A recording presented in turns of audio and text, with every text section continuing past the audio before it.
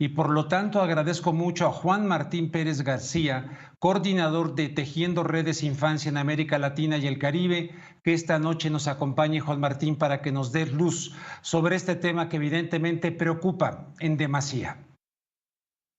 Buenas noches, estimado Rubén. Buenas Gracias noches. por este espacio. Y lamentablemente hay que comentar al público que esto, si bien es muy escandaloso y grave, no es un caso aislado. Llevamos 20 años, Rubén, documentando estos hechos graves de abusos, de violaciones y de torturas en estos establecimientos que están a cargo de las autoridades de la Ciudad de México. Hay recomendaciones de la Comisión de Derechos Humanos del Distrito Federal desde 2003, las primeras, 2009, 2012, 2018, y estos son hechos sistemáticos de separaciones familiares, de particularmente mujeres muy pobres, niños y niñas que están en estos establecimientos siendo objetos de malos tratos, como se ha documentado de manera valiente por funcionarias públicas de estas instituciones. Y lamentablemente la práctica tradicional de las autoridades es administrar el conflicto, mandar boletines de prensa, decir que van a actuar, pero esperan al siguiente escándalo. Y esto es algo que no podemos permitir. Estos hechos, de acuerdo a lo que se ha reportado por la periodista Liliana Gómez a través de este periódico La Crónica, da cuenta que esto es de conocimiento de las autoridades en noviembre pasado, y es hasta que este reportaje se hace público que ahora tenemos respuestas institucionales. Y hay que recordar que los niños y niñas tienen que estar con su familia. Las instituciones nunca son un buen lugar para niños y niñas y tendría que ser el último espacio por muy poco tiempo y siempre en lugares supervisados, precisamente para evitar estos atropellos como los que se están documentando. Siempre y cuando el estar con la familia no coloque a estos niños en un riesgo, ¿no? Porque hay familias donde efectivamente hay un riesgo mayor, ¿no? Por la violencia. Y aquí es muy importante, efectivamente, Rubén, fíjate que precisamente la Convención sobre los Derechos del Niño, este instrumento internacional que México firmó y nuestras propias leyes, establecen a la familia en plural o las familias hasta cuarto grado. Es decir, si papá, mamá no tiene condiciones por cualquier tema, consumo de sustancias, violencia, abuso sexual, lo que sea, está la familia extensa, abuelos, abuelas, tías, tíos, obviamente previos estudios y condiciones, porque ese es el mejor lugar para que niños y niñas gocen y ejerzan sus derechos. Creo que también hay que recordar que estos niños, como estamos apuntando, que llegan ahí son víctimas y no pueden ser revictimizados por los propios funcionarios que tienen la obligación legal de protegerles. Juan Martín, en este artículo que tú mencionas de Crónica, se dice que la directora del DIF en la Ciudad de México ya está investigando estos casos y hablan incluso de muertes en situaciones extrañas. ¿Sabes algo acerca de eso? Sí, lamentablemente las muertes en el albergue Coruña ya han sido denunciadas muchas ocasiones, no solamente por las condiciones infrahumanas en las que están estos lugares, sino por precisamente la condición en la que el personal labora. Además, por supuesto, de los malos tratos. Hay que recordar que son personas en altos niveles de precariedad, poblaciones callejeras, incluso con problemas de salud mental. Las recomendaciones que han emitido, por ejemplo, la Comisión de Derechos Humanos en su momento con el ombudsperson Emilio Álvarez y Casa, documentaron, por ejemplo, que los tenían privados de libertad a las personas adultas señaladas como pacientes psiquiátricos sin que existiera ningún diagnóstico ni ningún psiquiatra en el establecimiento.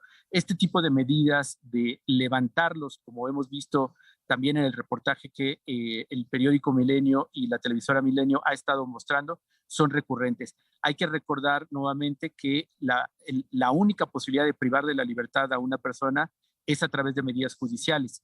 Estas muertes no han sido investigadas y obviamente como son personas que tienen en muchas ocasiones nulo contacto con su familia y las autoridades que les corresponde hacer su tarea de investigar y supervisar no lo hacen, pues no tenemos información. Es buena noticia que el DIF anuncie investigación, pero es preocupante que no hiciera su tarea de supervisión previa. A quien le corresponde la investigación es a la Fiscalía de la Ciudad de México y a la Comisión de Derechos Humanos, que de acuerdo al reportaje tenía conocimiento de ello desde noviembre. Y es muy inquietante que solo hasta que se hace público este hecho tan grave y genera indignación nacional, se den respuestas institucionales. ¿Ha habido negligencia por parte del actual gobierno de la Ciudad de México, de Claudia Sheinbaum, respecto sí, claramente, al tema?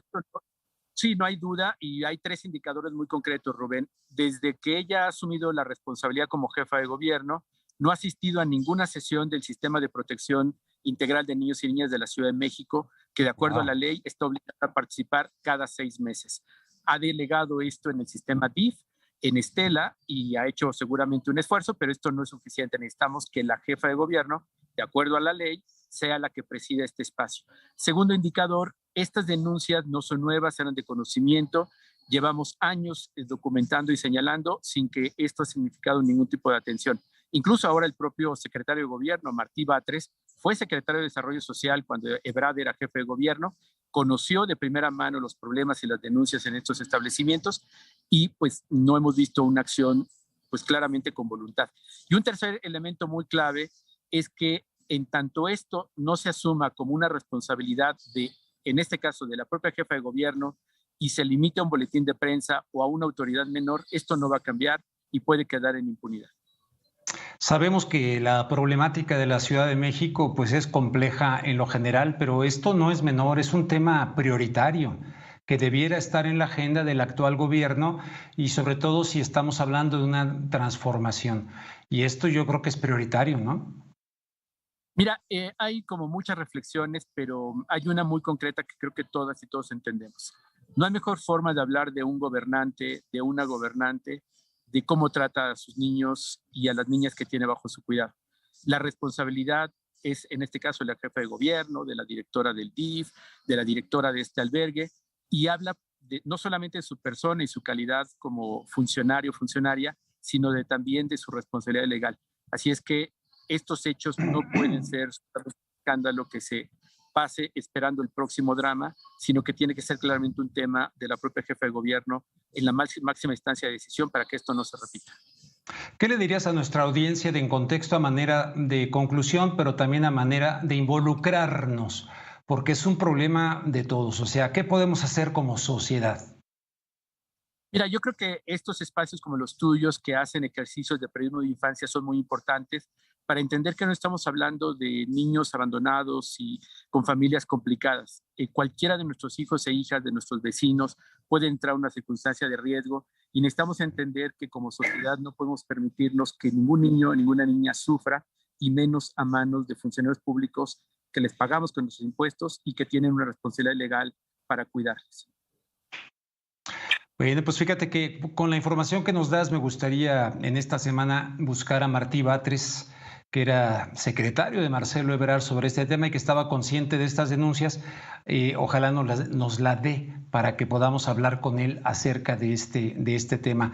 Juan Martín Pérez García, coordinador de Tejiendo Redes Infancia en América Latina. Te agradezco como siempre que participes con nosotros porque pues a fin de cuentas el tema de los niños que pues no siempre está visible en los medios de comunicación, salvo cuando se quieren llenar butacas y crear cierto sensacionalismo mediático, ¿no?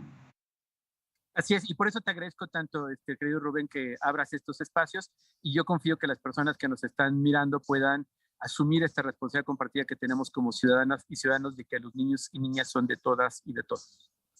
Juan Martín Pérez García, te agradezco mucho, muy buenas noches. Buenas noches.